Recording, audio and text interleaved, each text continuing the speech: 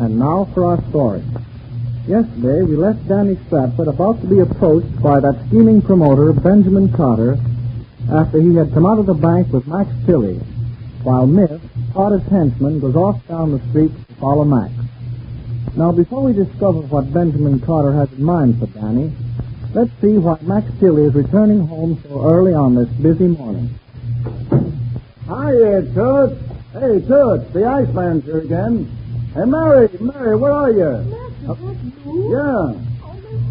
Why are you back here so early? Well, look, Toots, I gotta have some advice, a woman advice. Things are bad, terrible in our family again. Not with us. Well, no. Say, how's the best way to spank a sister, Mary? A hairbrush? Not if she's grown. Oh, not so. Now, listen, we gotta do something, Mary. Something for Danny. Hey, he needs to make some money, and he won't take it from me. But he's going to be working for Daddy Stratford when the new hotel's finished. Yeah, and until then, he might drive us all nuts. You mean he's unhappy? Sure. Oh, not after the happy ceremony we had at the breaking of the ground for the new hotel the other day. He's all worked up this morning, talking about suicide. Oh, who can that be now? Max is spoiling my whole morning. How can I get anything done? Lady, can you give a poor man a cup of coffee? Hey, wait a minute. Hey, I saw you before. Didn't you follow me down the street a minute ago? Me? Yeah, you. Now, please, I'll get him some coffee and get rid of him. Oh, no, you won't. Hey, you are the guy. I don't forget faces. Now, what do you want? No, well, I guess I ain't hungry, lady. No, goodbye. That phony. Telling me he was a beggar. Well, Max, you shouldn't threaten a poor man like that. Poor me eyes. Hey, did his face look like a hungry man's face? I'm going to speak to the town council about these loafers running around town. Wonder what he wanted. Yeah. Max, I'd like to have that kind of people coming to the back door. With the twins around and with me here alone. Yeah, well, we'll take care of them. Say, let them go down the street. Oh, it's such a morning. Huh? Oh, Max, look. Here comes Phyllis up the street. First Danny at the bank, and now Phyllis to the house. You still haven't told me about this conference with Danny this morning. What was that about suicide? Oh, Danny has too much imagination. Well, what did Phyllis do? Oh, something about her coat. Here she comes now. Now, don't say anything until she comes in. Good morning, Phyllis. Oh, you look so nice. Oh, come on, Phyllis. Close the door. Close the door. Now, you can sit here in this easy chair and tell us what this is, Phyllis. It's Danny. If you were still my little sister, I'd take a hairbrush. Oh, don't you say that, Max. It's enough I have my husband to put up with without my brother adding his 2 cents worth. No, I still say that you need to be spanked. Oh, Max, please, please. She's all worked up now. Don't talk to her that way. Yeah, all right. Maybe I better go. Women cries on each other's shoulders better.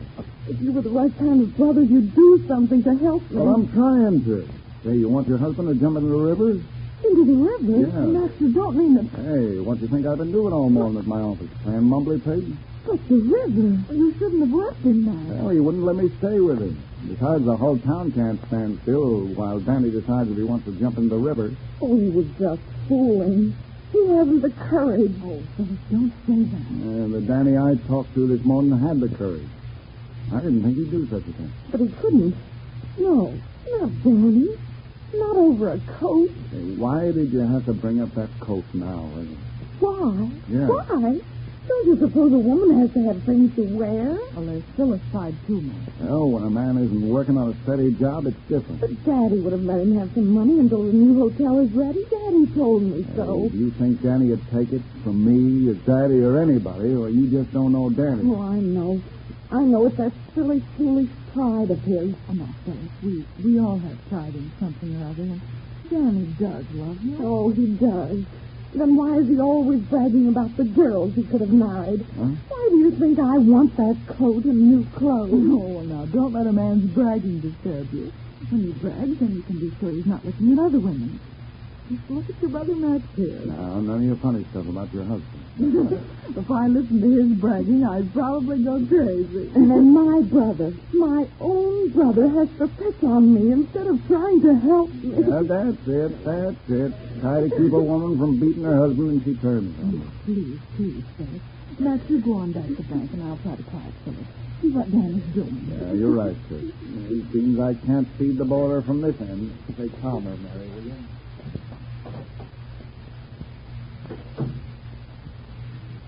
Yeah, don't need to come pussyfooting around to me, Carter. I don't want anything to do with you. Now, look here, young man. I just stopped to pass the time of day. No law against that in Sanders, is there? Oh, don't bother me. Don't you see I've got something important on my mind? It's not as important as you think. How do you know how important it is? Well, I don't know, but it isn't important enough to be disagreeable like this.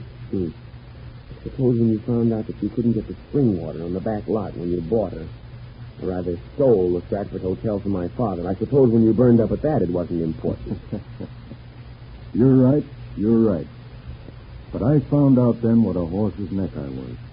Benjamin Carter, I says to myself, you made a fool of yourself by getting mad at Daddy Stratford.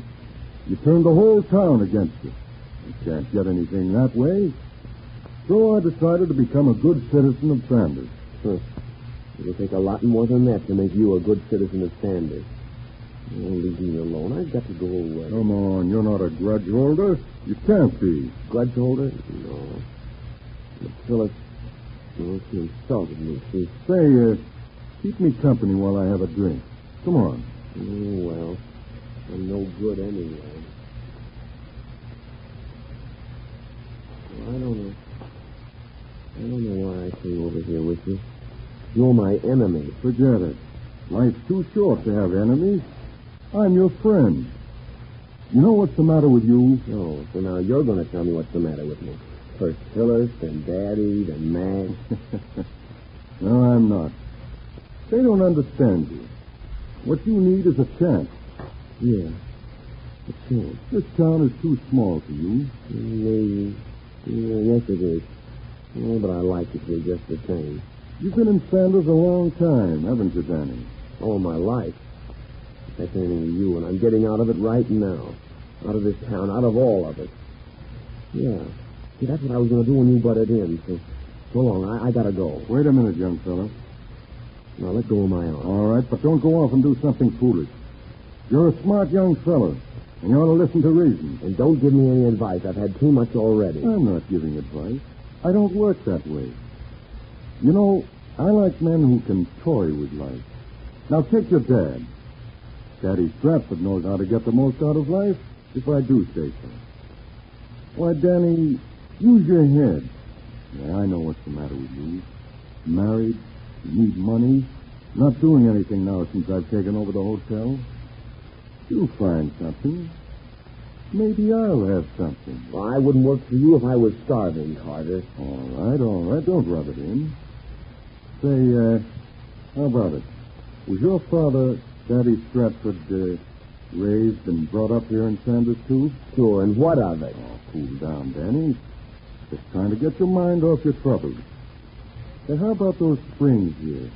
Didn't they ever use them before? You mean, before I discovered them? Oh, that's right. Why, you knew more about those springs than anybody in town. More than my own men, the surveyors. You're smart, all right. But, how did you Stratford come to know about them?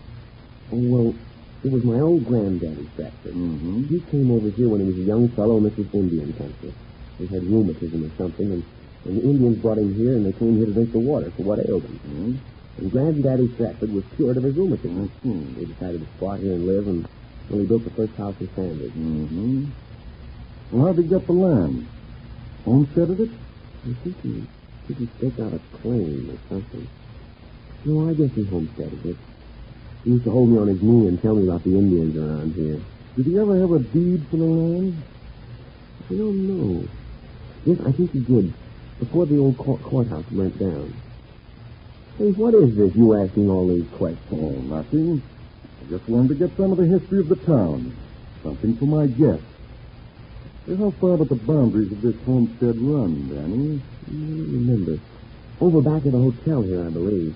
I suppose you could show me on a map, or On the deed, if there was one, huh? Oh, there's a deed. Where did I see it?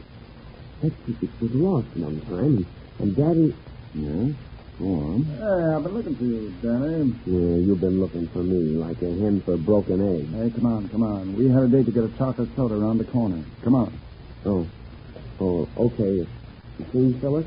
So long, Danny. I'll be seeing you. Not if I can help it, you won't. Hey, listen.